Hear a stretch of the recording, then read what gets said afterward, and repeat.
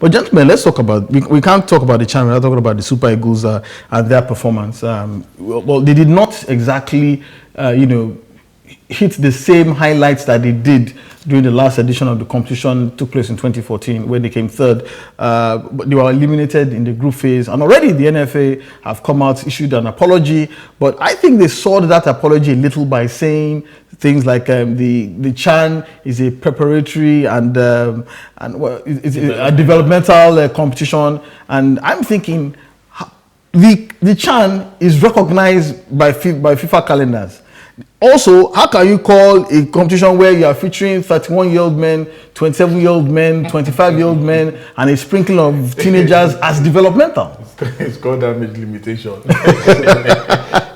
It's called damage limitation. And for me, if you say the Chan is a developmental competition, how come you don't ascribe the same status to the under 17 that you break arms and heads to win? That should be the developmental competition, not the Chan. Fine, we got things wrong. There are a whole lot of things that we should have done differently, but ascribing that misnomer to the competition is unbecoming. And for me, I think they should now offer a formal apology, a proper apology, without that time. trimming it with developmental. We lost. Things happen. We move on. But you don't need to say it with. So, Ekene, do we say that Sunday Oliseh has failed? I don't. In his first official assignment. I don't think he has failed.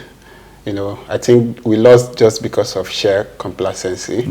We could have won that group very well. We would have gotten 9 points from that group, but it's just sheer complacency. But he hasn't failed. We'll still give him time. Remember that before, we never qualified for this tournament, so it's a progress. And I think, Nigerians can judge him, when the time comes, but this is not the time.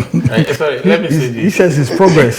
You came third in the previous edition, and you are knocked out in the group phase in the next one. Ekene says it's progress. Fine, it's possibly, you could say maybe the teams participating now, they've upped their game, the level is higher now. One, then two, Sunday Oliseh was a dead man walking the day he got that job. Yeah. There are people, they are vested interest who will never see anything good in him.